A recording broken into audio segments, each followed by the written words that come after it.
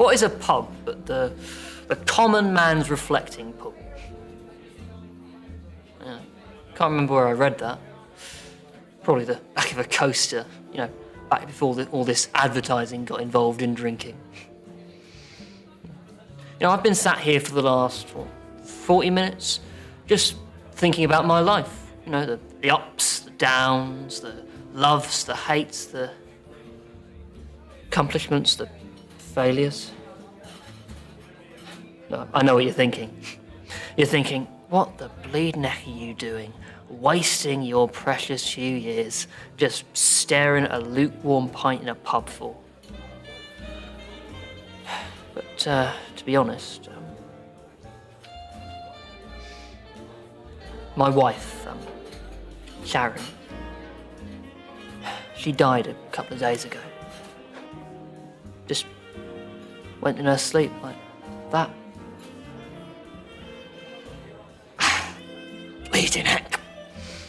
Not supposed to do that. Arthritis and all. Yeah, Sharon always told me off for doing that. And stop her getting it in the end too. Oh, Sharon. I don't remember much of the last couple of days. It's all been a bit of a blur.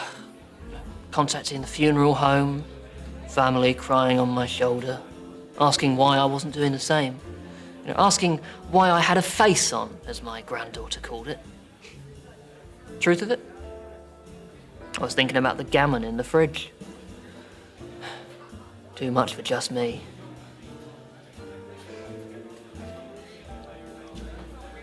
Strongest memory I've got is in the hospital. Her on a slab. Fire extinguished. A young doctor telling me that going in your sleep is painless. That it's just like going out the door and going on a new adventure. Bear in mind, he didn't see her in the last few days. Painless isn't the word. 63 years. I bet most of you can't imagine what that's like with just one person. Tell you what, do us a favour. Take a look at the person next to you and think about how many times they've told you that story. The one they've told so many times that it's only really funny to them. Got it? Now imagine that over 63 years of marriage. Sharon used to drive me up the wall with hers. I remember it was about her and her friends, and they...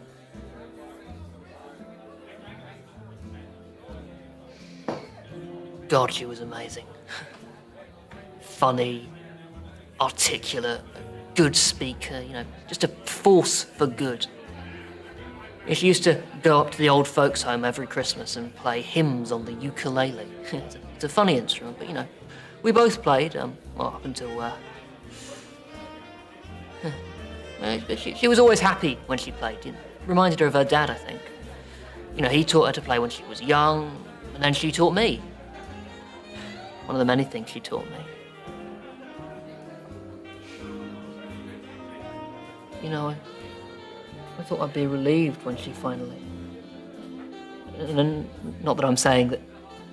Look, I loved her as much on the day she died as when I first met her, but the last few years, they were tough. Her mind didn't dim, but her body did. She was awe-inspiring, but shackled to a breaking body. When I think of everything she could have done, it breaks my heart.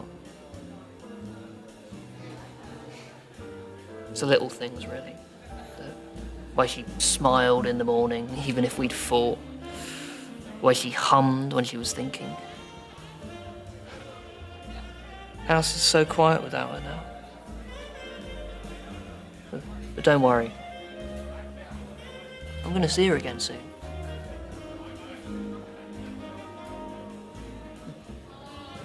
Should have had time to dissolve by now. 1954. I was driving along and my engine blows out. So I go to a phone box, ring up a mechanic, and he says, "Oh, I'll be there in 20 minutes."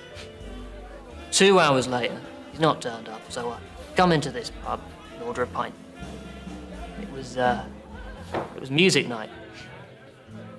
And there she was, perched on a stool over there, playing "You Are My Sunshine" on a ukulele.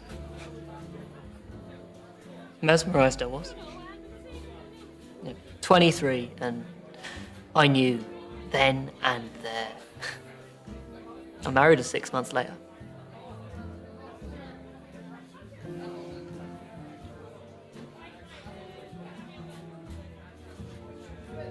You sacrificed so much for me and our love. I realised you could have been so much more. I will never understand how the brightest star in the gloomy sky chose to burn their life away with me. Nobody, or less than nobody.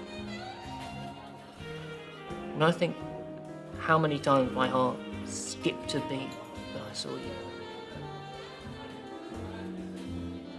I loved you, everything I had. Not long now, sweetheart.